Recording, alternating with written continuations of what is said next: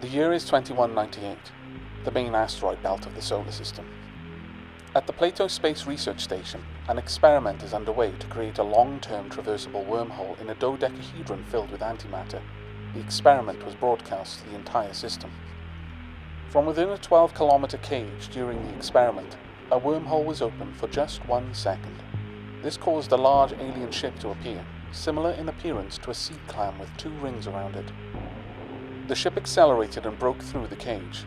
After a short pause, it started to obliterate everything nearby with missiles. An AI within the production ship Vodrod Yug received an order to evacuate people from the distant lines of the system back to Earth. Vodrod Yug was a mining facility with human-based artificial intelligence, which used mechs to mine and deliver ore. The alien ship caught up with the Vodrod Yug near the Earth and launched a rocket. The facility was critically hit and sunk to the bottom of the Atlantic Ocean. Soon after, an orbital bombardment of the main cities of Earth began. And then, the invasion. The AI decided to wait out underwater and rebuild the ship into a walking city. The artificial intelligence will have to arm the miner mechs and fight the swarms of invaders on the surface to find the necessary parts in order to fly away from Earth. Welcome everyone to what was initially going to be a first taste. Welcome to Mech Engineer. However, after the 3rd attempt at recording a first taste video, I have to admit defeat. I'm going to go on record as saying this game beat me. I can't compress this game into a single kind of let's have a look video. Unfortunately, there is so much game here. The best I could do with one video is give you a glimpse of the complexity in this game, which for some people might be all they need. They would just get to the point of this is a really hard game, it's got extreme consequences, and it's gritty and realistic, and well, I mean, as realistic as a sci-fi mech kind of simulator can go. But that would be enough for them. But for a lot of people, you kind of need to understand what the payoff is for that complexity, for that kind of gritty, consequence-driven simulation. And that I couldn't fit into a single video. So this is going to be a sort of first taste mini-series. Maybe it'll be a full series, who knows? Depends entirely on how much interest these videos get. But this is Mech Engineer, a game which on Steam you're probably going to find is got a perpetual kind of mixed review sort of status, partially because it is complicated, partially because it has gritty consequence. This is a game that caught my attention in my email purely based on its publisher, which is Microprose. Microprose have published some of my favorite games throughout my entire gaming career. So the second I see their name, I pay attention, and I'm very, very glad I did, because up to that point, this game hadn't really been on my radar. Now, I've spent a long time telling you about why I'm looking forward to making this video, or these videos, I should say, but not really much about what Mech Engineer is, so let me correct that. Mech Engineer is, as I've mentioned, a sci-fi mech assembling kind of management game. It's got a lot of simulation and managerial kind of elements, but also kind of, well, I say engineering with strong air quotes, but there is a degree of build your own mech, customize your own mech, but in a way that I think most people aren't going to be familiar with in these sort of games. In this game, you have to tune the reactor for the things that your mech is going to be doing. You have to tune the weapons. You don't just slap a laser on and call it a day. No, you go in, you adjust the fire rate of that laser, the weight of the laser, the energy draw, the accuracy. All of these sorts of stats you can add modifiers onto your weapons, and then that isn't just a class of laser. That is that specific gun. Your team of engineers specifically toiled overnight getting that one weapon to your specifications. Then they slapped it into the one mech that you had built to carry that weapon on the mission that it was designed to do. This is a very, very deep simulation game. Now, I am well known for using analogies and likening to other games, so here's my kind of tagline for this one. Mech Engineer is what happens if XCOM Terror from the Deep, yes, that the OG XCOM Terror from the Deep, had a kid with Highfleet, and that kid was brought up by Uncle Mortal Engines. The book, or the film, depending on how you consume that media. Yeah, it is a very, very weirdly wonderful game, and I'm so glad to be able to showcase this for you. Now, with that all said and done, this game is one of those games where I could have also thrown in astronauts into that. It's a very niche game, but much like Highfleet, everything is kind of done by dials and buttons. You don't really have a menu as such. You have to do the thing, click the button, turn the knob, pull the lever.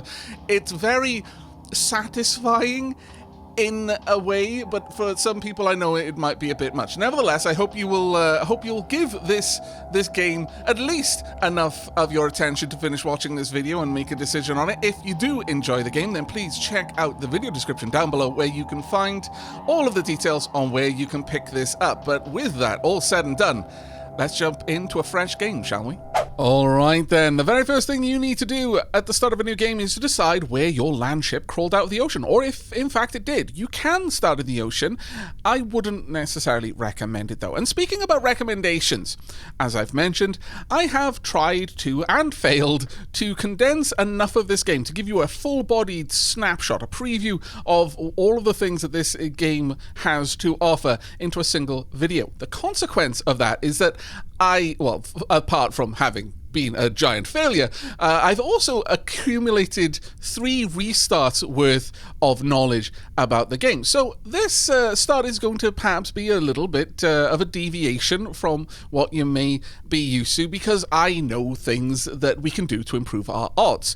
That being said, and this is the big one here, and this is why I'm doing this as a foreword, I've got about 4 hours worth of the beginning of the game's worth of information just rattling around inside my brain box, trying to spill out at every possible opportunity. I am going to do my level best not to info dump. You don't want me to be sat here explaining the ins and outs of every detail before it's really relevant. But that being said, I may stray off course a little bit. So I'm just going to get a couple of things out of the way nice and early. There is an in-game manual, literally an in-game manual, the base manual. RTFM applies as much in this game as it applies anywhere else. It is super useful to read through this. There is a lot of really, really cool things, and I think a read of the manual will avoid you making obvious mistakes, because some of the information in here isn't as readily available in the rest of the UI. The game kind of assumes that you have read the manual, and even if you don't feel that you're going to necessarily be able to just regurgitate this information on command, there'll be a little voice in the back of your head whenever you ask a question, don't readily have the answer. It'll be like, but I know roughly where to look for it. That answer does exist in the manual here. So I strongly recommend you leaf through, have a read, and that will set you in good stead. There's also a bestiary if you're interested, and at the very beginning of the game, these are the ones that we're going to be fighting the most. Every entry in the bestiary has a bit of fluff about the morphology of the creature, and then under biology it explains how they work, how best to stop them working, and how they will try to stop you working. So this is actually, in my opinion, required reading. We'll actually get to that a little bit later. But back to the game itself. Where are we going to start? Now, my recommendation, in an effort to avoid info dumping, I'm just going to go through my first day. I'm going to show you what I think is the best thing to do. I'll explain why I think it's best to do it, but I won't spend a lot of time explaining all of the other things that I could have done otherwise. We'll get to all of that organically in the future as it becomes relevant. And the first bit of this is what I would do is start somewhere cold. In this game, I think very much in the early game, heat is probably your biggest enemy. So starting somewhere that it's already cold is going to be a very, very big help. It will help you manage the temperature of your reactors and avoid overheating, shutting down your mech and forcing them to reboot. So pretty much anywhere near the equator, and most places south of the equator, are probably not great start locations. You want somewhere nice and chilly and to the north. The second thing you're going to want to look out for is get used to what all of these symbols mean. You can just hover over them to get a little bit of an idea before you gain access to actually being able to open up the legend, which will pop up in a moment once we've actually selected where we start. The chief goal of the game is to get off the planet Earth. To do that, we need to get rocket parts. To find the rocket parts, we need to investigate clues in cities. So starting near cities is a good plan. Here in the North Americas is a good place. You've got 2 cities readily available, and you've got 2 very close together here in Europe. Not so much the very far east, unfortunately. They start moving much further south of the equator, but possibly by the time you get to those, it'll be alright. So I'm going to start here in Norway, where it's nice and cold. There is one other thing, though, to be aware of. Your walking city cannot walk over mountains. It can walk in through the ocean, but it cannot walk over steep mountains, so bear that in mind. So getting over to this part of Russia is going to be a bit of a doozy early on, because you're either going to have to go through very, very hot land to the south or go up through the ocean to the north, but that is something that we'll deal with when we get to it. We're going to start here where it's nice and snowy, though. There we go. Now, the first crisis of the game is going to be the fact that enemies, these little hordes here, are approaching our walking city, and we need to deal with them. But there is a bunch of stuff that I think you want to do before you deal with them. Firstly, you don't want to use any of these mechs. They are serviceable, but you can make better. But we're going to approach this like I would approach my kind of mental to-do list of the day. Again, you can sort of think of this like a day one tutorial, if you like, but once more, I will preface that by saying, bear in mind that my experience is only with the beginning of the game, so take anything I say with a hefty pinch of salt. We're talking a fistful of salt. Salt billowing out between your fingers, getting caught in the breeze, levels of salt. Now, with that said, the first thing I like to do is to go and upgrade the city. There are a bunch of things that we can do. You can look at your calendar, pilots, missions, hangar, research, production, and engineering. We want calendar, or if this little tab is there, this will take us directly to where we want to go, but I'll go through this way just so we can show it. This is the calendar. Shows you what's upcoming. Things are going to be important here, not only stuff that you're doing, but stuff that the world is doing. So keep a watch of this. Check this out at the beginning of every turn. The days pass in a turn-based way in the Geoscape, but the battles are real-time with pause. On the Tuesday every day, we're going to get some specialists. That'll be engineers and science team. But we want to turn this knob down here so that we can go to the city upgrade screen. Now, in here, we've got 2 upgrades available. You start the game with 2 upgrades, and you have enough components probably to upgrade anything, though I can't say that with absolute certainty. But there are certain things that are more important to upgrade, but I'll give you a quick rundown on what this screen is telling us. The first and most important thing to look at is the percent of city damage. It is 69. That is not nice. I know that is your instinct, but in this instance, this is how badly wrecked our city is. Anything over 0% is in fact bad. Even 69. I'm sorry, but it's true. Everything else, you get a little bit, you've got varying degrees of damage. I don't think this is randomized. I think it's always this.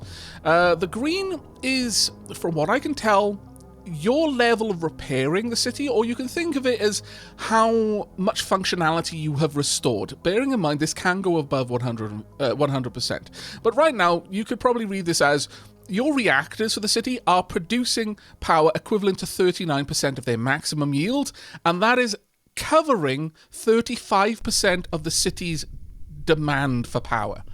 If this is anything less than 100%, then that's bad.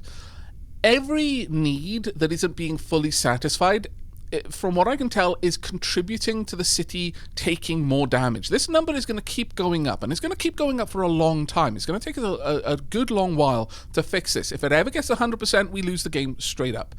But as we improve the city, as we kind of meet the needs of the citizens, that number will start going up less quickly. Eventually, it'll start to stall, and then finally, we will get to a point where we have repaired enough of the city that not only is it not getting more damage just from trying to hold itself together, but we're actually making headway and repairing the city. And that is going to be a big milestone for us if we ever get there.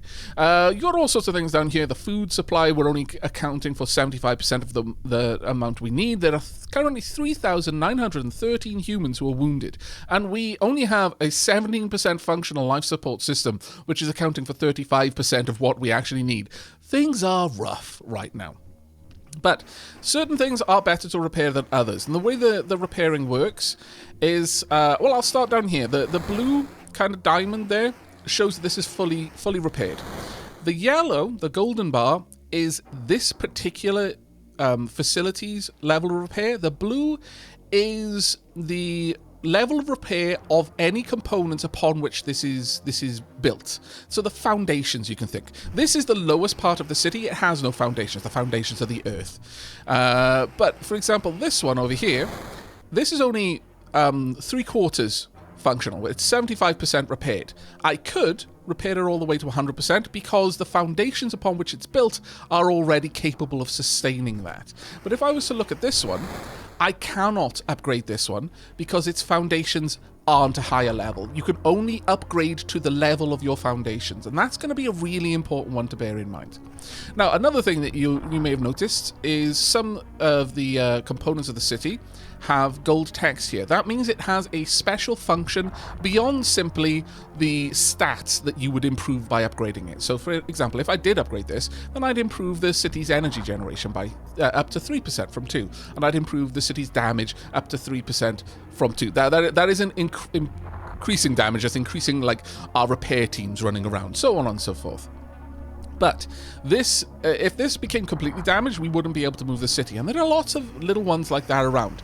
The most important one, there are lots of them, and your mileage may vary, so I recommend you look through everything, because there are quite a few of them, but this is the most important one in my opinion. The upper factory. This large facility is making many versatile parts, and as the level of repair on this particular component affects the rate that we create components. So we will passively make more components every day. We need components to repair the city, and we will get one free upgrade every day that passes. Well, I'd say free. We will get the opportunity to upgrade a part of the city one level every day that passes. But we're going to need components for that. We're also going to need these resources up here: Metalite, Bjorn, Munilon, and Scalagnit. I really don't know how to pronounce that one, I'm afraid. But the main one is components. They're what's going to gate us early on. Now, there is a very specific reason why I want to repair this. Not only will it give us a little bit extra components every day, but if we have a look over at production, and this isn't really spoken about anywhere else, so again, if you get the game yourself, I recommend you click on all of the buttons to look at the info screens before you click on any buttons that do something. Because down here we can see from District 56, we're adding 6 days to the production of anything in our engineering bay because that factory that creates all of the versatile parts is so damaged. If I want to make a bulk of components, what would normally cost me 2 days is actually going to cost me 8. A whole week and a day to make more components. That is going to be utterly devastating to our plans. So, coming back to this, the first 2 upgrades, both of them, I would immediately sync into Section 56, and that will dramatically improve our production speed. If we have a look now, it's only adding 2 days. So every layer of damage adds 2 days. So now it's only going to take us 4 days to make some more components. So a little bit over half a week. That is a massive upgrade. Now, that being aside, the next thing that I would do in a day, we will get to research, but that's something I would do at the end of the day, is missions. Much like games like Highfleet, much like games like XCOM, you always want to be doing something, or Phoenix Point is another really good example of this. You never want to be idle. You always want to be pushing forward, and that can lead to a degree of fatigue for you as the player, as the manager, as the AI of this walking city. But just save the game and walk away. But always try to be doing something. Don't just pass days unless you literally cannot do anything else. Right now, we have to fight this battle before we can get on with anything else, so I can't really showcase the way that we pick our missions. But what we're going to do is we are going to get rid of these mechs. These are not good mechs for us right now. I'm going to pop them back in the engineering bay, and we're going to redesign them. I will do at least one on camera, and then I'll kind of fast track through the other changes I make. But the last thing I want to showcase before we get to the mechs, the meat and guts of the game, is the pilots. What is a mech without a pilot? It is literally a fancy ornament. Very, very fancy ornament. Very expensive. Extremely. I mean, to be fair, even as an ornament, I'd be okay with just having a mech without a pilot. I'd just have it in my garden, towering over my neighbors menacingly. But I digress. So here we are. We've got our pilots. They've got a level. They've got a name. We can rename them. We will rename them, but we'll get to that. They've also got some traits. They've got a bunch of stats, and I'll quickly go over what these are just so you can easily see what I'm making my decisions on. The CBS test, well, actually, we'll start from the top. Reactions. This is how quickly they will react to orders that their squad leader gives them. There are other factors, but this is probably one of the major ones. It also, I imagine, impacts how quickly they will respond to the dynamic shifting of the battlefield. If a primary target dips into view and they're already fighting something else, how quickly they will change their target, turn the mech around and start engaging. Vitality, literally how healthy they are. If this ever drops to 0, they die. Stress resistance. Now, being in a mech, being in a combat arena doesn't inherently produce stress. You would imagine it does, but it's surprising how safe you can feel when you're just trundling around in a several-ton death machine. But you feel a lot less safe when that death machine is being crawled all over by alien bugs and they're trying to eat through the wiring that's powering your legs, and you've just watched one of your friends get blown up. I shouldn't need to say this, but I will go on record as saying you don't want someone who's prone to panicking in charge of piloting a several-ton death machine. That's generally what we in the business call a bad move. However, one pro to the way that this game deals with stress is it isn't like XCOM where it's like, I'm super afraid, I'm just going to start shooting everyone, including my allies, I'm that paranoid, or I'm just going to run headlong straight into the enemies. No. When they become stressed, what they do is they become very focused on self-preservation. They sod the mission, sod the rest of my group. I'm caring about me. Me surviving is more important than anything else right now. They will run away from threats, and they will engage threats that are directly threatening to them, not to the group. Now, on the surface, as a panic reaction, that's actually pretty good. But when you're kind of relying on a shield wall, when part of that wall decides it doesn't want to be in the wall anymore, that usually leads to leaking, and then everyone else blowing up and so on and so forth. So stress is probably quite an important one.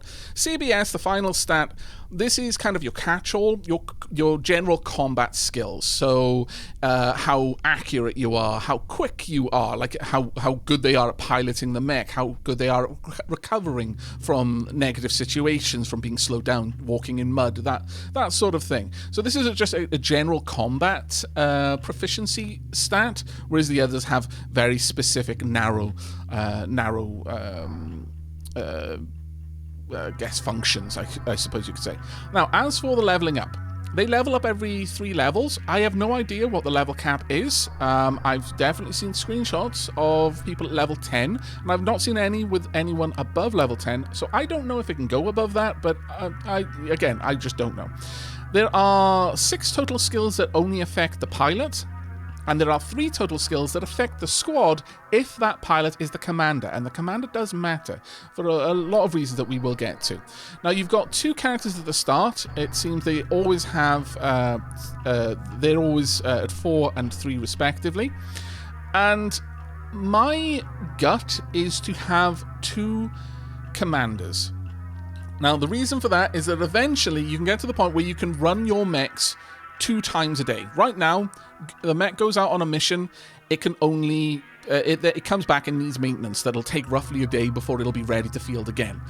Whereas if you've got 2 commanders, you could possibly send out one group in your primary mechs, they come back, and then they switch out with other pilots who then go out again for a second mission. And again, you always want to be doing something.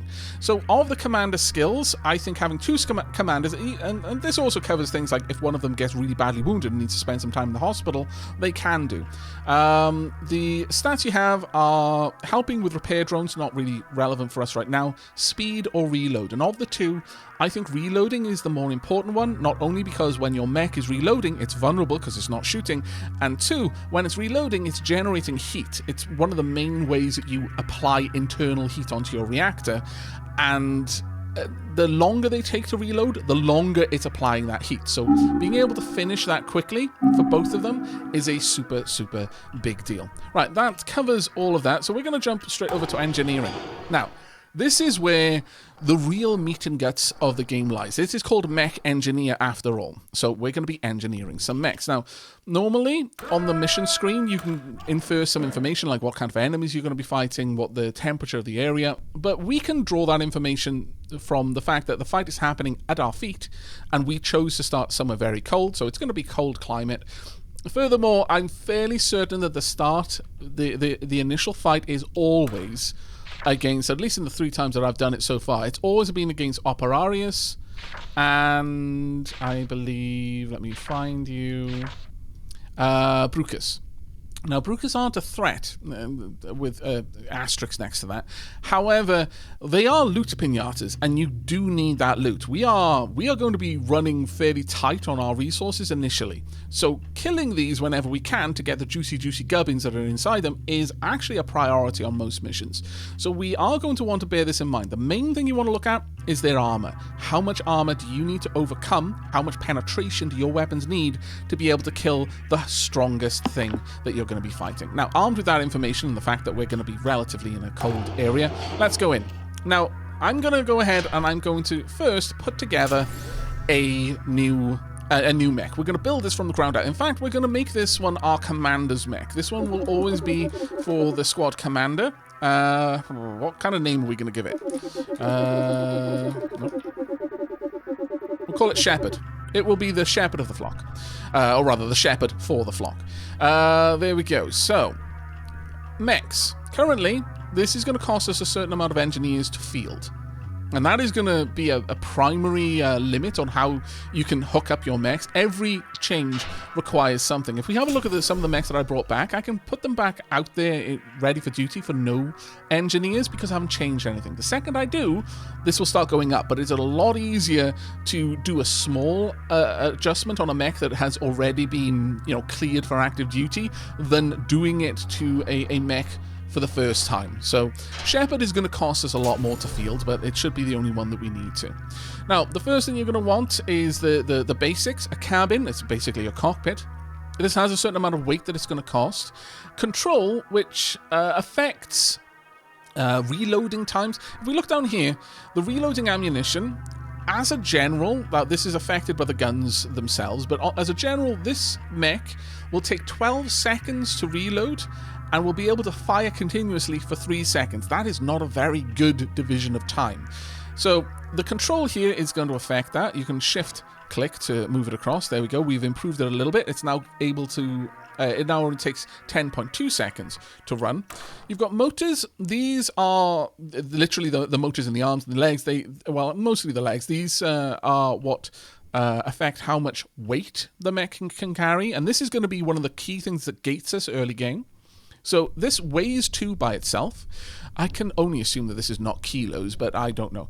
But the power, its lifting power, is 43. The maximum speed is 10, and the energy draw is 1. So I'm going to pop all of those in there. Now, we're drawing 4 energy. We're not producing any yet because I haven't made the reactor. But we can carry a maximum of 172, and the mech, just as it stands, is consuming 83 kilos of that. This could not possibly kilos, though, because that's like a very big man. And I can only assume that this mech... maybe, who knows? We'll just roll with it as is. But the other thing you've got is auxiliary slots. And each mech design has different hard points. Right now, we've got 6 auxiliary slots, and that's actually quite good. We could put in invasion modules, battery modules. But this first mech, I'm going to be making a ballistics weapons platform. So we're going to put in ammo modules. This is going to increase the ammunition, and that's the firing time, and increase the control, so that will reduce the reload time. We're going to actually fill all of that out. There we go. This can now fire continuously for 9 seconds and will take 6.6 seconds to reload. That is a huge improvement on what we had before. Now, speaking about all of that, we do need a reactor, but first I'm going to put together the weapon system because we are going to tailor the reactor to the situation the mech's going to be in. Like, a big part of this is tuning what you've got. Now, I've already decided I want a ballistic weapon, a kinetic weapon, and the basic here, it's weighs 12, it's got a firepower of 8, penetration of 4, a energy draw of 5. This is a visual indication of how accurate it is. It's not particularly accurate, but it's quite a lot more accurate than the rocket launcher there, but this is self-guided, so it's perfectly accurate after a distance. And this is the firing rate, out to the maximum firing rate. But we can adjust this. We can make it better. We have the technology, and I strongly recommend you do this for every single gun. First thing I would recommend doing is stripping all of the points out of all of the stats. These 5 stats govern the performance of your weapon. So you've got firing rate, weight reduction, because currently without any points in weight reduction, this weighs 17 kilos, let's say. I'm just going to call it kilos for now, we'll live with it. This increases your, so the third one increases your accuracy. This reduces energy draw. I wouldn't recommend doing that for ballistic weapons. They don't use energy unless they actually need to, and you will have specifically done that. And then the final one is penetration and damage. Currently, it can penetrate the strongest enemy that we have. However, this is the kind of like the firing range, the testing simulation. We can do a lot of stuff here. We can change to a stationary enemy so that this is a little bit easier for just testing base accuracy without having to worry about motion. This is a moving enemy. This is triple enemy, so you can test penetration. And then this is just a big enemy. Probably useful for certain types of weapon mod testing. We've got a lot of information here. The shots being fired, how quickly it can shoot, how many misses, how many hits, accuracy percentage. Over here we can see the total damage, the potential total damage, and the armor damage. Any shot that has armor penetration lower than the armor of the target won't penetrate, but every type of weapon in that instance will damage the armor by a little bit. With ballistic weapons, the kinetic weapons in particular, they don't do much armor damage. Like, they won't wear down the armor, which kind of makes sense. You know, you're just shooting a plate of steel, hoping that eventually you wear the plate thin enough in one spot that you can get bullets through. It'll take a long time and a lot of bullets, but it will eventually happen. If you fire enough bullets over a long enough time, you will wear a hole in that armor and the bullets will start getting through. Other weapons, almost, as far as I'm aware, as far as I've gotten in the research tree, every other weapon does more damage. Explosive weapons are particularly good at it, but laser weapons are surprisingly good at stripping armor as well.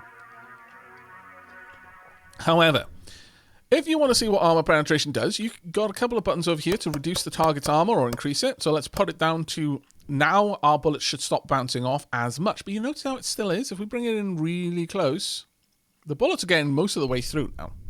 If we bring it even closer, they're getting almost all of the way through. As you can see, basically this is armor at the front and armor at the back. It's bouncing around inside. However, the fact that if we move it out here, it's a little bit harder to see, I suppose, but you notice how some of the shots are still bouncing off the armor, even though we've got enough penetration. Also notice how the shots are getting slower. Ballistic weaponry in particular loses penetrative force and projectile speed the longer it travels. That is some. So you, generally speaking, with a ballistic weapon, you want to over-penetrate the armor that you're expecting to face. And we could easily showcase what that would be. If I put that up to 6, we should start seeing the bullets that are getting in there now. We shouldn't see any more bounces. Unfortunately, they're very inaccurate, so I could just drive that up so the shots are a lot more accurate. Oh, actually, still a couple of bouncing, but not all of them. Let's bump this up. Well, actually, let's pull that down a bit and put that up a little bit more, up to 7 penetration. You should only see a few of them. So some of the bullets are losing enough energy to not really get that far, but generally speaking, they are going through. Let's have a thinner target so we can see a lot more of the shots. Actually, quite a lot of the shots are bouncing. So maybe maybe they have lost way too much of their power at that distance. At this distance is all going through though. So, you know, that is something to bear in mind. Now, as far as this weapon, I would like something that is capable of penetrating targets at a great distance. And whilst the early mechs, if we have a look back here, have got 2 weapons, I don't really think that that's the best way forward. Because a lot of these weapons are having to sacrifice a lot of their points. If we have a look here under weight, this is only 9. This is 9. That is not the base level of those weapons. Let's have a look at some of the ballistic weapons. This is only, if we go back to the weight view, this is only 9. We know that an unaugmented chain gun without any points spent in its weight reduction is 17. So they have put points into making it easier to carry 2 weapons at the same time. I would rather put all of my points into making that one weapon very dangerous, rather than having 2 weapons that are less dangerous, but I can carry both of them.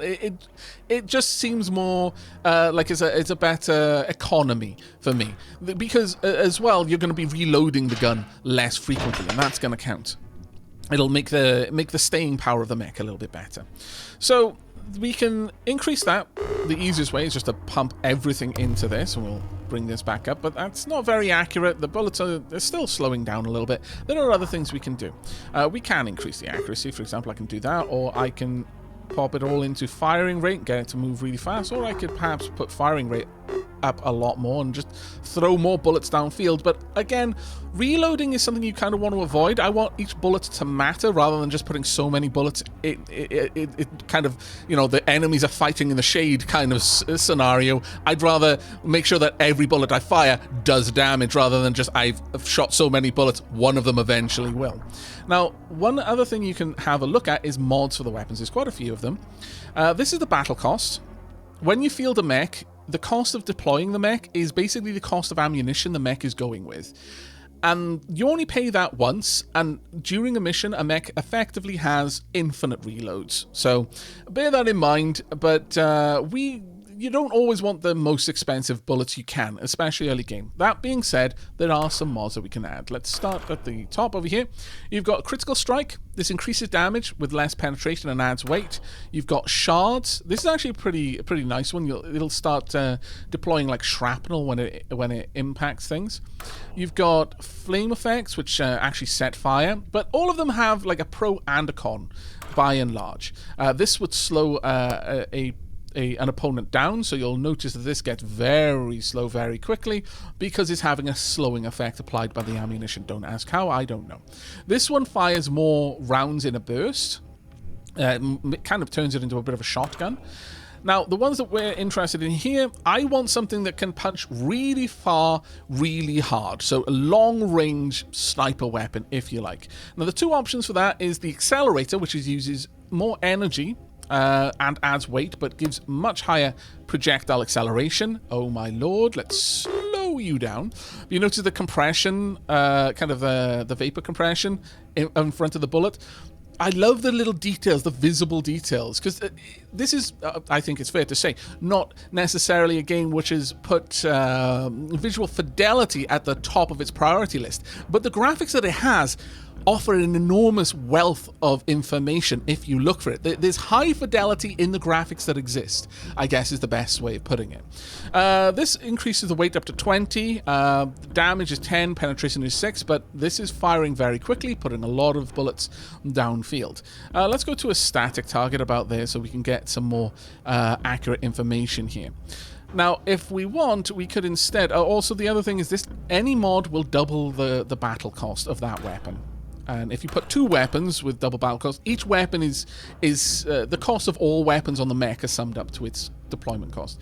But this one, the Rocket Assistance, increases the penetration, projectile acceleration, increased lifetime, but also adds weight. Let's pop that in there. We've now got an armor penetration of 13.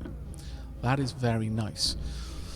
We want a bit more accuracy, though. Especially, there we go, that's a little bit better. We could drive this all the way up and it'll be pinpoint accurate. And whilst that is actually quite nice, let's have a look at the damage. So with damage taken by the target is about 850, sorry. And the potential damage is about 1,000, so it's getting through the armor. The armor damage, it is doing damage to armor now. It's slowly eroding it. There are other ones that we would be better suited for doing damage to armor, but this one we're more caring about the overall penetration. But I don't want it to be that accurate. I do want a little bit more damage down here. Let's pop that all the way up to damage 11, penetration of 14. Now, maximum range is actually relatively accurate. We could put this out to about 600 meters and see how accurate it is. Let's have a watch. Over time, we're watching the accuracy plummet. Is about not great. I'm not gonna lie. It's around 50% of all shots are getting to their target, which means that 50% are missing. So let's increase that accuracy a bit more. Let's see how this is going. Give it a little bit more time to catch up. It's getting up towards 60%. Let's pop it a little bit further. What I would really like to see is somewhere around about 70, 75. There we go. That's good enough for me. There we are. Right, most of our bullets are actually doing something now, and I'm okay with that. It's got a penetration of only 12, which isn't as great, and especially over a long distance, that's going to be bleeding off. So I'm going to give it a little bit of a limit as well. Well, actually, I could just say you can fire at anything. This is the 500 mark, so I would say that's about the 750. So, about here-ish. Let's just dip the... Yeah, sure. Let's dip this down to about the 750 mark. So out to about 750 meters, this will engage. Any target outside of that, it's not going to try. Now, if it engages a target and it goes through that target and hits something behind it, that still counts. But it's not going to prioritize hitting anything or targeting anything and firing at it unless it's at least that close. And I think this is a pretty solid commander weapon for me. Now, you can go further and look into give it specific restrictions on different types of enemies. And that is absolutely okay. With like big enemies, you have to be less worried, I suppose. So, for example, I could pump that all the way up there and say, for that particular enemy, it's allowed to engage at a much greater distance because that's kind of what it's a heavy enemy. Let's actually have a look at a couple of the other heavy enemies. This one's the Ovum. We're going to be facing that. I'm going to say you're allowed to engage that one at, like, well, just shy of max range. Just so that we're not... Because this is infinite range. So I would rather say there is a specific limit. Don't just shoot halfway across the map because you're not going to hit anything at that range. But that should be good enough for now. There we go. That's our commander weapon. So let's go back to our mech. Where is Shepard? There we go. And we will pop our weapon system on there. There we are. Now that brings us up to 105 of 172 weight units. It only currently needs 9 power to operate this mech. So, armed with that knowledge, we can go into the reactors and we can design a reactor for it. Now, currently we only have the internal combustion engine as a reactor.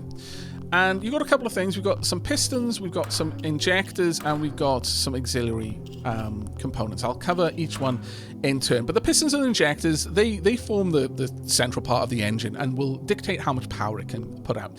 Basically, to get the most power, you want to push as the piston up to its max, as close to its maximum pressure as you can. So if we wanted a big power output, we would put a piston with the lowest maximum pressure and an injector with the highest pressure output, so that they're closer together, and that gives us 62 energy output. But the engine will have a lower maximum operating temperature. If we instead reverse that, or we just give a lower pressure piston, we get less power, but it can operate at a much higher temperature. And finally, if we both give lower pressure from the injector and a much higher maximum pressure from the piston, we get the lowest energy output, but the maximum temperature allowed. And so for this particular mech, which needs almost no power whatsoever, we could do that. But I'm not going to. I just wanted to cover that was a thing you could do. I know I said I was going to try and avoid doing that a little bit, but I mean, I think it's actually quite cool, so I wanted to showcase this a little bit. But here we go. We're going to go with kind of middle of the road pressure 6 injector, a maximum pressure 10 piston, and I will show you why I think that will be necessary in a moment. For the auxiliary modules. Now, this one I think catches a lot of people out for 2 reasons. 1, these are numbered for a reason. They go in order. 2, this line here, resistance has only one direction. This isn't specific to this component. This is specific to the engine itself. You've got 2 components, one which gives you external heat resistance and one that gives you internal heat resistance. You can't mix them. I mean, you can, but you shouldn't. Notice how my resistance is 0 now. If I take out one of the internal ones, my external resistance goes up a little bit, goes up a little bit more, goes up to the maximum output of external resistance. I was getting more cooling power, but I can get that cooling power just by putting it all of the same type, and I get maximum resistance that way. But the final one is the resistance multiplier.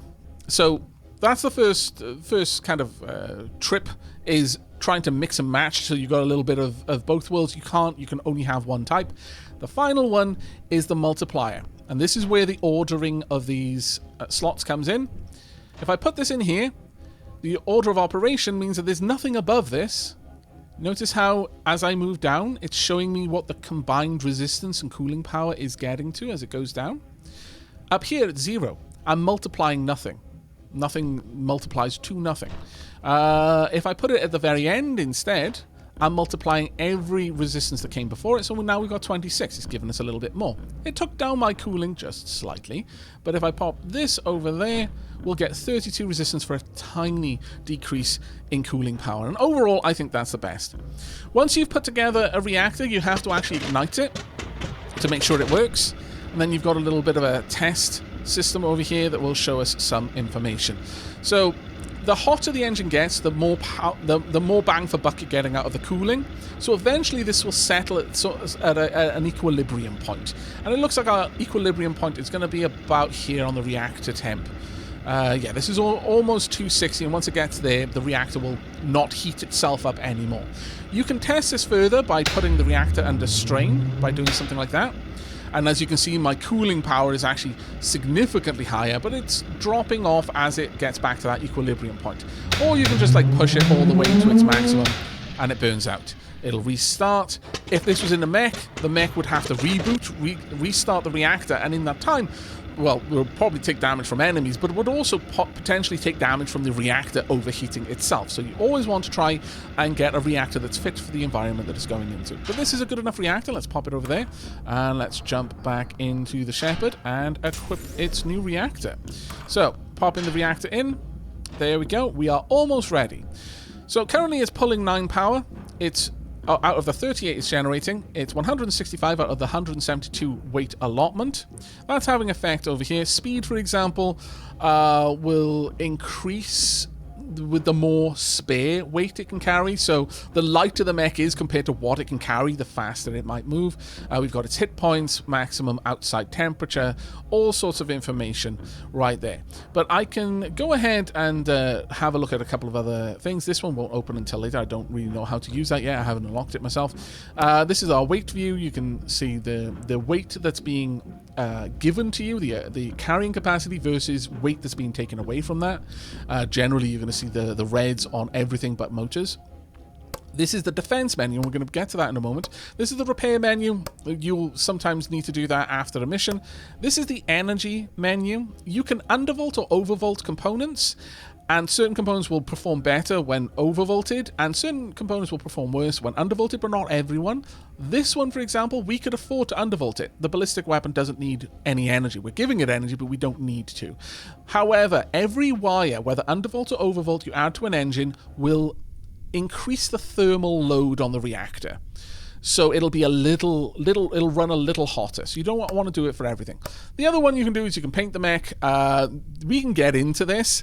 If this becomes a long-standing series and we start getting attached to mechs, we'll start naming them, giving them their own custom paint jobs. It'll be quite fun.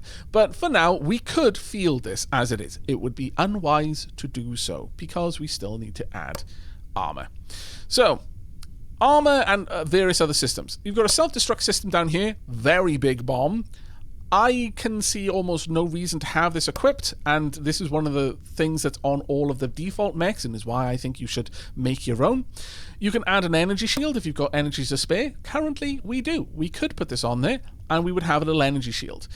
Now, there aren't very many enemies that are going to produce energy attacks, but yeah, if you are facing one and you've got the shield, it'll eat away at the shield before it even touches your mech, and so it's quite nice to have if you've got the headroom for it, which is why I put in the middle ground engine rather than the lowest energy output that I could have, because I knew that that would give us a little bit of room. This costs 28 energy just to add it onto this mech.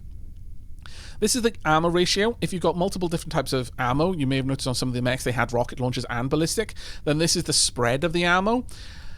Something to bear in mind that I didn't realize until I think it was my second attempt at the first taste, they can only reload one thing at a time. So if your rockets run out and start reloading, and then your ballistic weapon runs out, your ballistic weapon can't do anything until the rocket's finished reloading, and then will immediately start to reload. So you're basically reloading for twice as long.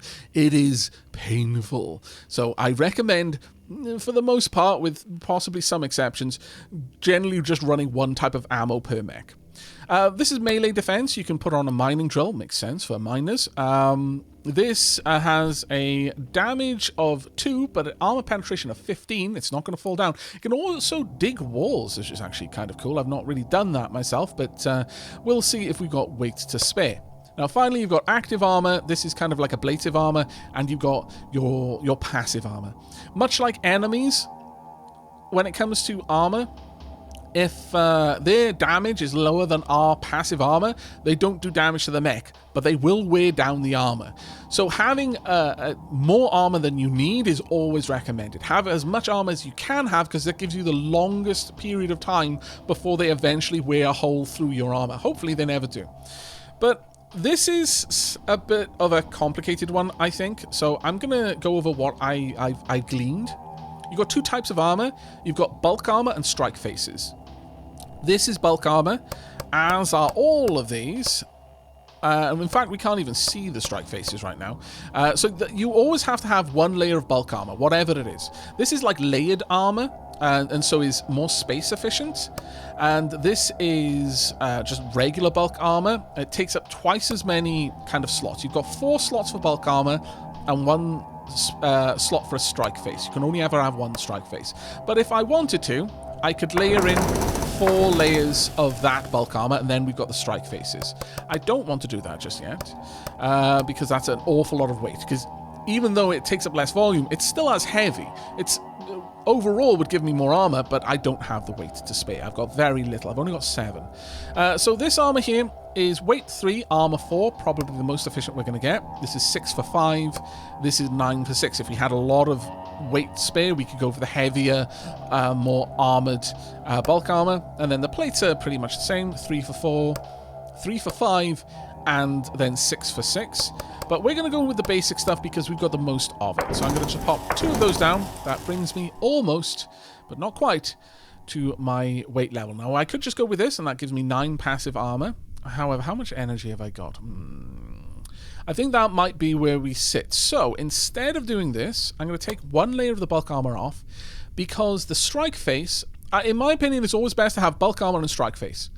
If you can afford to have 2 pieces of bulk armor, then instead get rid of one of them and put it in a strike face instead. So you need to go up to the highest layer for that. This is layer 2. Layer 2 is always the strike face. This is layer 1. Layer 1 is always bulk armor. So let's go up to layer 2, so I'm only looking at the strike faces. We've got 1 that's only 3 weight. We could afford to put that in. It gives us 4 armor. 1 that gives us 5 armor. 1 that gives us 6 armor. We haven't got very many of these. And then 1 that 4 6 weight gives us 8 armor. That's the most armor efficient, but the least weight efficient. This is amazing. So there we are. We're going to pop that on. That gives us a passive armor of 11. That should be good. The only enemies we're going to be facing are only doing 5 damage, so it should be okay. But there we go. That is our completed mech, the Shepherd. It is rolling with only 1 weapon. You have to fit 50% of the weapon slots. So you can't ever just have one, like if the mech has 8 weapon slots, you can't just send it out with a single weapon, as far as I'm aware from what I read in the manual. But this will do, and I think it's a pretty good mech. So I'm going to go ahead and I'm going to send that one out. Now, that was an awful lot of talking and engineering, so I'm going to do the rest off camera. But we're going to ultimately field all 3 of the original mechs with different compositions and the 1 mech that we've done just there. One thing I do want to cover, though, is that whilst that one cost me like 104 to send out, if I were to, for example, put a different weapon on this, that's only going to cost me 8 to send out, because most of the work is already done. You might be tempted to click this button down here to clear the mech and then rebuild it from scratch. I recommend not doing that. Take only the parts off that you need to take off, and then re-equip those other parts. Those specific parts, because that'll keep the cost of engineers low, and that will allow you to do more with them once we're done with this fight. But I will bring it back when I've engineered our new mechs. Hey, welcome back. I have finished equipping our 3 original mechs a little bit differently. The main things I've taken off is the self-destruct system. I've taken off the melee weapon, added an energy shield, added some armor as I was able to do, and equip them with a single weapon each. I'll quickly give you a demonstration of the weapons. We have the Shard minigun over here with a minimum operational range of where the bullets will naturally just kind of fall off. I want them a little bit closer than that, though. So let's just bring you in. In fact, let's switch over to you. There we go. These do quite a lot of damage where they hit. They've got a penetration of 8, damage 9, but the shards do quite a lot of damage besides. So that one should be good at actually stripping off armor, especially close up. We can properly see the potential damage building up there. Actually, this one's all set up for 11, so let's just drop that down to the sort of armor that we're expecting to see. The 4 there, that is staggering amounts of damage, which will actually be very, very nice. And the other weapon, I've got a flame rocket. Now, I wouldn't necessarily recommend playing with rockets as a general from the beginning. However, these are very, very good at stripping away armor on much higher health targets. As you can see here, the total damage taken is up in the tens of thousands at this point, stripping away enormous amounts of armor, and that is largely because fire itself does damage based on the damage profile of the weapon. At long range, this is extremely good. At short range, as you can see, some of the rockets are missing because it's kind of got a wide spread at the point of launch, and the guidance system isn't able to correct it in time. But I don't want them to fire on this any closer than that in case explosions hit my own mechs. So at long range, this is going to be absolutely this is going to be an absolute destroyer for heavily armored targets. And given that, we are in fact going to rename this from Storm to its actual job, Shell Cracker. There we go. So we've got Mr. Brown, because look, I'm a simple man. I see a meme, I roll with the meme. We had Mr. Pink, so now we got Mr. Brown. We're just gonna have to live with that one.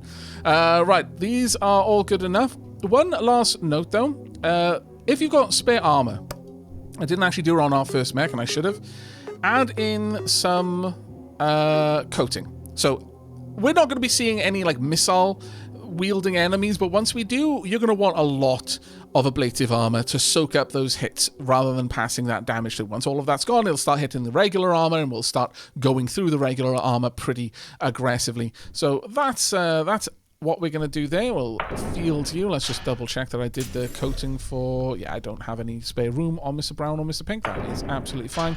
Let's get them out there then. There we go. Now, it has taken us quite a long while to get to the actual combat portion of the episode, but we are there now with one final thing stood in our way. We need to decide who we're taking, and also what we're going to name them, because of course I'm going to name them after viewers. So if you'll just give me a few moments to name our squad, and we will be ready to get into the first mission. Okay, there we go. Please, everyone say a big hello to Mini Murgle, our team leader, Regery, Winterblade, Tarin, Winterblade specifically, and Synthetic Samurai. Now, one thing I would like to actually point out is based on their stress resistance score, you can kind of see that they get really wigged out when you start moving them around and they've got low stress resistance. Not every time, apparently, but there we go. Not super happy about being put in the cockpit there. And Regery, yeah, having a little bit of a anxiety attack there at the thought of having to go out and fight aliens, but that's where we are, and that's what we're going to do now. Another thing to note, we've got 4 artillery, but I shouldn't imagine we're going to need it for this particular fight. Now, we are going to be fighting against the basic enemy, and largely I would like you two to focus on the Brachus instead, or Brucus. Let's choose your primary targets. Let's get you in position. When you don't have one to attack, then you'll attack other things, or if it's outside of your targeting range, you'll choose someone else. And actually, on that note, in regards to how they choose targets, you can select their primary per pilot target. But if we go into battle over here, the target selection order is enemies at twice melee distance. So if something gets close, it doesn't matter what you've been told to attack, you're going to try and stop it from killing you. Priority target at that point, and then turrets, enemy turrets, if you're in their radius. If you're not, you don't care about it, or at least you don't care about it more than other things. And then the closest enemy after that. That's the way they'll go, and they will avoid friendly fire, which I think is just nice, really. Right, okay, District 62 equals 75. That is an important note, because that is how often we are going to be able to give orders. But let's get out there and have a fight. Now, there's a lot going on here, but the first thing I would say to do is press Tab, as that allows you to use WASD for the camera over here. You can zoom in, zoom out, etc., etc. You've got information up here. That yellow bar is how often I can give our squad orders, but you can give the whole squad orders in the pause menu when that happens. This little scanner there is checking out what's what's there. You can press T to go into full map view. These are the legs of our walking city. These are some turrets that are just outside. This is what the squad are already targeting, and that is a Brucus, and then there's another one further on. I want to get both of them so that we can get some materials. I forgot to make note of how expensive this group was to field, but it is enough. It is enough for us to definitely not want to pass up on any materials. There are a lot of targets right at the top here off the map. We can't even count them all. The map temperature is 32. It's actually higher than I was expecting. So our reactors are having to struggle a little bit, perhaps. But you can come back out of that mode, and you get a lot of information on the side here. You can select people individually. You can use the hotkeys for that. And you can disable weapons, so on and so forth. You can see the reactor temps and all of that gubbins. But I will spend a lot of my time in this mode. You have got other camera modes as well. You can go through them. Some of them are a little bit less good, depending on the situation. But it is actually sometimes well worth switching between the camera modes if you're in a situation where it's really dark, like in a cave or something like that, because some of them will illuminate more than others will. Let's find this one, because that gives me a good path. But there we go. Now, unpaused. All of our basic turrets aren't actually engaging, and the mechs who can't reach it aren't bothering, but we've got a huge swarm of enemies coming down. Now, I would like our mechs to move up. If you give them movement orders in pause mode, you can draw the movement. If it's in real-time mode, you can just tell them where to go, and they'll make their way there. Now, hopefully, my units will start prioritizing the others further on. I would very much like to take that out if I'm able to. There we go. Rocket launcher and the Shepherd's cannon are aiming for it, but we are probably getting a bit overwhelmed here, so let's draw back a bit. Back to the turrets. Got to try and protect the base. That's our priority over here. So let's get back down there. You can move them individually, and they will move individually to a certain degree. As you can see, they've got different speeds at reacting to my orders. Do not let the turrets explode, because if the turrets explode, they explode big. They explode as if a mech with the self-destruct, or rather the bomb on it goes up. Where did that... Oh no, the Brucus I think ran away. We did enough damage to it that it bailed. That is a shame. Okay, so we're only going to get one of them then, that's fine. But at this point I'm going to move them around a little bit. So I know that Shepherd is the one with the longest range. I'm going to have you kind of stood there in the middle. We've got the missile launcher then. And I'm going to have my... Oh, have I got... Oh, I did have Shepherd also selected. Let me do those again. So Shepherd, you go there. I want 3, or rather 4 to go here, sure. And there we go. I'll put 4 over there. 2 can stay where they are. There we go. There we are. That will spread our group out a little bit better, I think. And they should be able to do a decent amount of damage. It's a shame that the Brucus managed to get away. It is procedural. You don't always get the same setup here, so unfortunately you're not always going to be able to get them. But getting one is good enough, I think. How are our mechs doing? They're doing relatively well. We can check in, make sure their stress levels are okay. Yeah, they're doing alright. Their health is fine. They're not stressed, though they are. That sound you can hear, that like kind of spooling up sound, is the sound of them getting close to being out of ammunition. So a lot of them are getting close to that point at the same time, which is not ideal. I really would like to get over there and grab those materials. After most battles, if you successfully complete the mission, you automatically recover materials on the ground, but I don't know if that's true for the first mission. These things over here, the Brucus actually deploys turrets when it feels threatened. And those are the turrets that it deployed. I didn't notice them before. Ooh, someone just took a bit of a beating there. But I didn't notice the turrets deploy, or I would have tried to get out there and deal with it. But so far, so good. Mostly we're doing alright. We did take a bit of damage. Someone did, or at least someone got hit. Yes, a little bit of armor damage there on Mr. Brown. That is a trivial thing for us to fix. Now, we'll see if I manage to get this back in just a moment. We'll see if we actually recovered anything, and that will let us know for future. Yeah, we did, actually. Okay, so we only need to destroy them. We don't actually need to get out there and recover the items themselves. As long as we complete the mission, we get it back. So we got 175 Metalite, 140 Bjorn, 70 Munalon, and 105 Scanaclit. Scalagnit. Sorry, I put the L and the K in the wrong place. We got a 105 of that, which is actually quite nice. That brings us up a little bit. Now, there's some stats you can have a look at. You've got medals. They are purely cosmetic, and honestly, I don't really see much of a point, but for the sake of it, I will give them a medal if they were the... Well, no, if I give it to them for being the commanding officer, it'll always go to the same two people, so I won't even bother. They will eventually... I've noticed them get medals that I didn't give them, and again, it's purely cosmetic, so I'm just going to leave it at that. Maybe if we fight any particularly rough battles, and you know what, they did save the city, so this is a battle worthy of a medal, I guess, for everyone. Everyone gets a medal.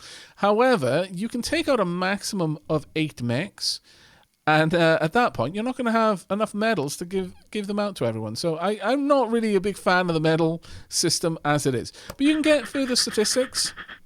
For example, the average reactor temperature, the total reloading time for kinetic weapons, same for everything else, the amount of ammo spent, precision of the weapons, total time for disobeying orders. Mini Murgle was very, very obedient there.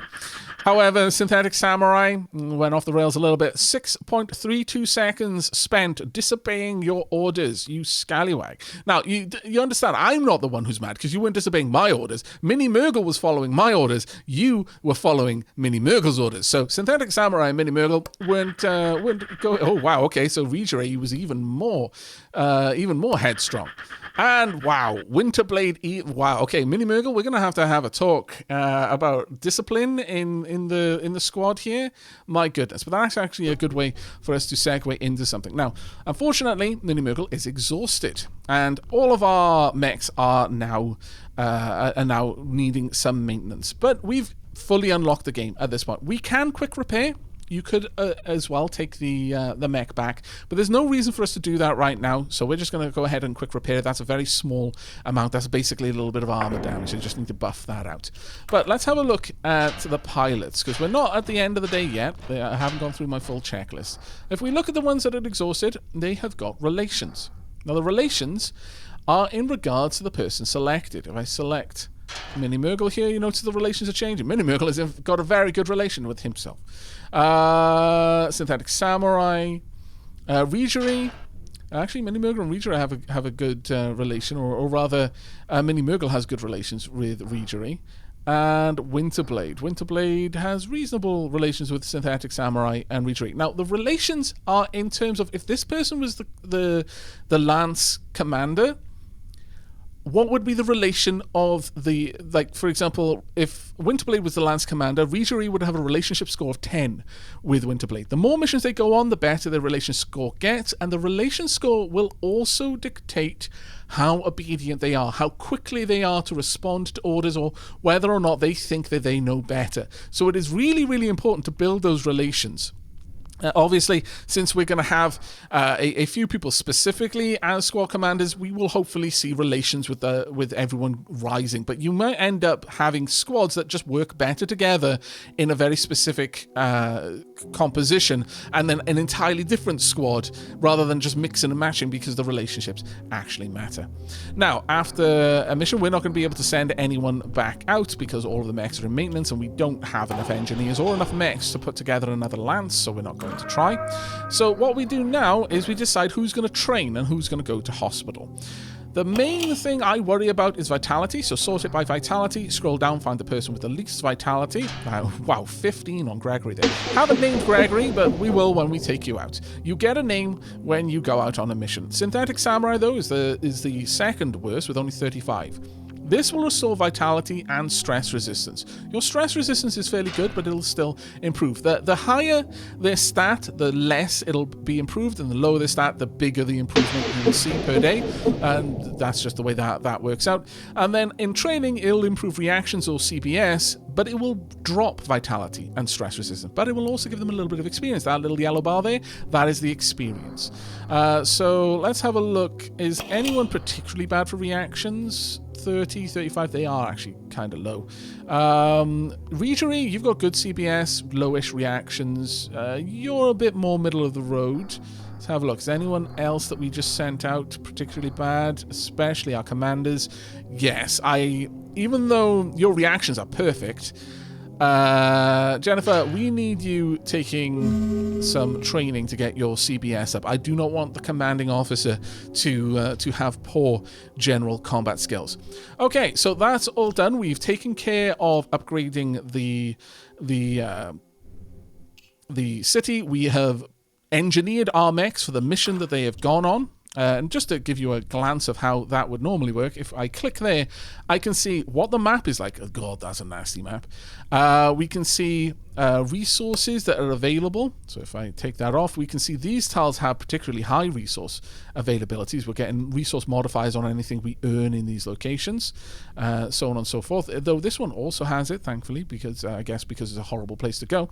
No Brucus, though, which is very interesting. That's very, very interesting. The amount of nests. We'll cover that in the next episode, but this gives us an idea of the enemy type, any other factors, like this is in caves, so it's going to be a bit of a rougher one, the overall temperature.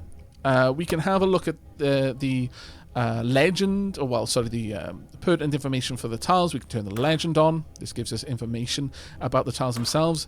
The mega storm is quite far away. We don't have to worry about that because I think it moves in this direction. We want to get down here.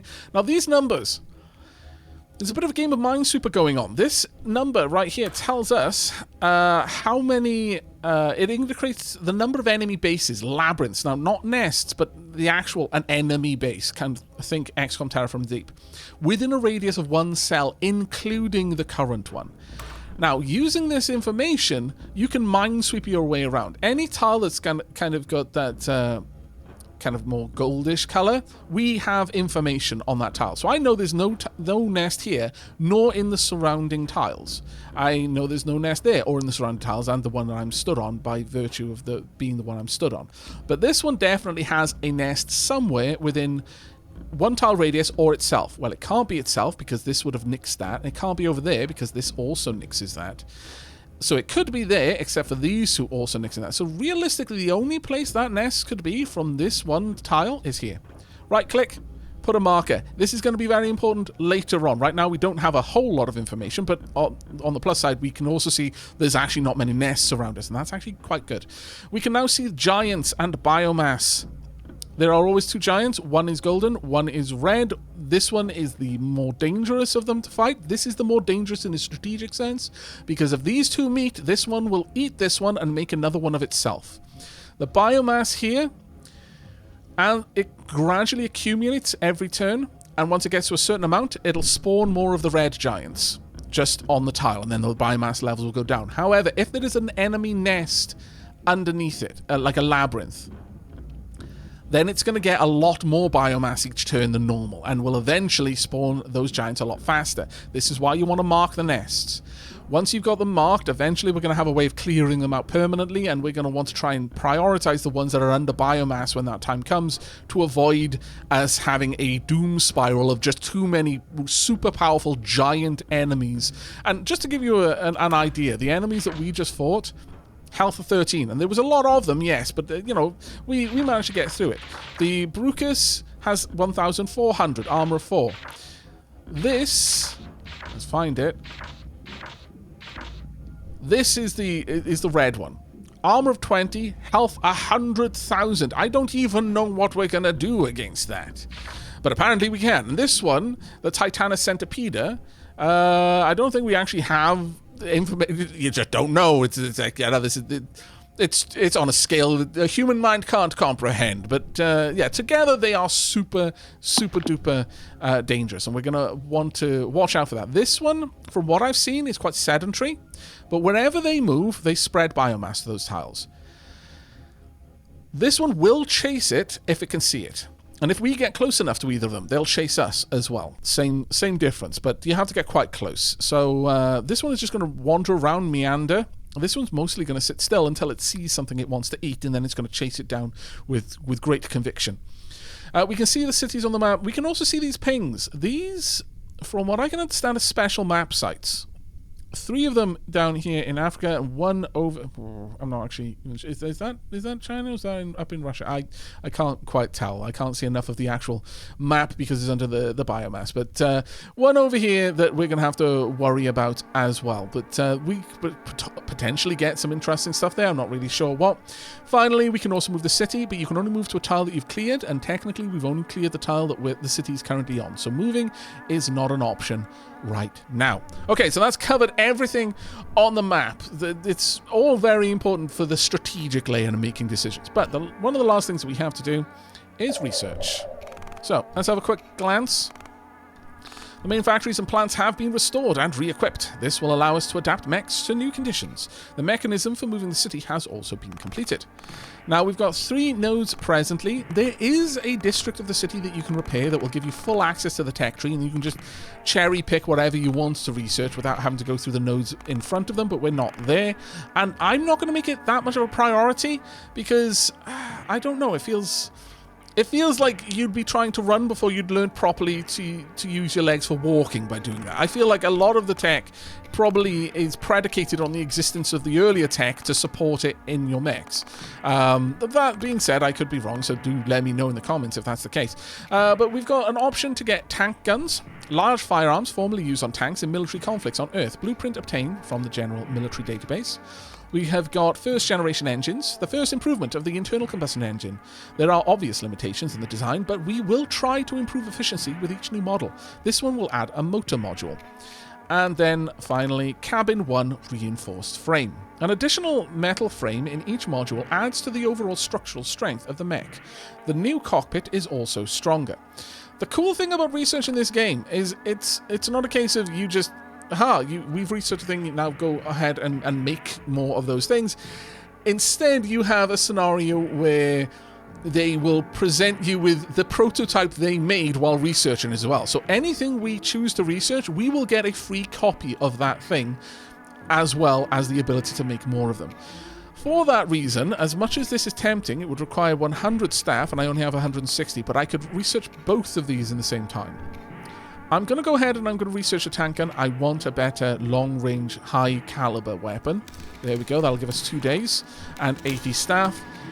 And although this would only take me 2 days, so in 2 days I could start work on this one, I am going to say instead I'm going to go for this motor. This would give our mechs the ability to carry more weight. It's going to take 4 days to finish that though, so there is an argument to be made to wait on it, but I think we're going to go for the motor right now instead. There we go. And last but not least, now that I've done everything else, I've addressed the missions that I had to go on. I've engineered the mechs I needed to do. I've seen them in combat. I've decided I don't need to make any further adjustments, at least not this turn. I have done my research. I have upgraded the city, and I've still got a spare 198 engineers. So, time for us to invest. Now, we need components.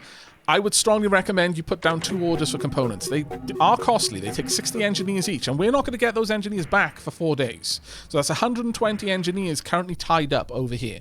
That is going to mean that I'm not going to really be able to field 2 new mechs next turn. I will still be able to field 1, but we'll get a bunch of engineers back who had worked on the mech that we deployed this turn and the other tweaks that we did to the mech. So we will be able to deploy 1 at least. But right now, just getting 2 crates of 125 components each in 4 days will allow us to do further upgrades, because right now we can't do any of that. And there's nothing else really here that we want to make. I could, I suppose, make some more armor. I'd get 5 plates out of it, but once again, there's actually a district that will improve that, so I would say not to worry about it. But that is about it. That's everything we needed to do for our first turn. So it is time, at long last, for us to click to the next day. Do a double check that you've done everything. You've got all your research done. You've got your production done. This one, I actually forget enough that I will put a special mention of it. Make sure you've got someone training. Make sure you've got someone in the hospital.